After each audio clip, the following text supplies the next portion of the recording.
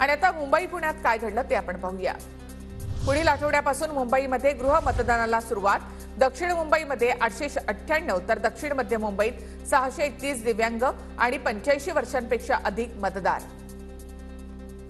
Khed Shivapur toll नाक्यावर स्थानिकांना toll माफ, तरीही स्थानिक वाहनांकडून टोल फ्री। पूर्णपणे टोल माफी करावी अन्यथा आंदोलन करणार, स्थानिकांचा इशारा। आज अक्षय तृतीयेच्या निमित्तानं पुण्याच्या दगडूशेठ गणपतीला 11,000 आंब्यांचा महानैवेद्य दाखवला। गणपतीच्या मूर्तीभोवती केली आंब्यांची आकर्षक आरास। पुण्यामध्ये महावितरणचा ग्राहकांना शॉक। शहरातील तब्बल 3% नागरिकांना चुकीची बिलं, रिडिंग न घेता 4 पटीनं वाढीव बिलं, नागरिकांची तक्रार। पुणेकरांना पाणी टंचाईच्या झळा। शहरामध्ये टँकरच्या फेऱ्या वाढल्या। पुणे महानगरपालिका शहरातील समाविष्ट गावांसह उपनगरांमध्ये पाणीपुरवठा करण्यास असमर्थ।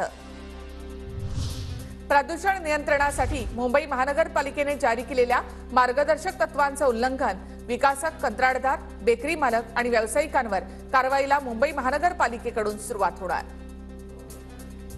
चर्चगेटमधील जीवन विमा मार्गावर मेट्रोच्या कामाच्या दरम्यान जलवाहिनीला गळती। कुलाबा, कोळीवाडा आणि नौदल परिसरामध्ये उद्या 8 तास पाणीपुरवठा बंद असेल।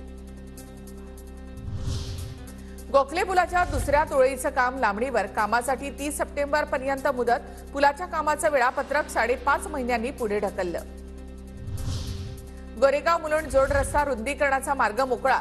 782 एकर मिठागरांच्या जमिनीचा भाडेपट्टा रद्द करण्याचा निर्णय। जमिनीचा ताबा मीठ आयुक्तांकडे सोपवण्याचे आदेश।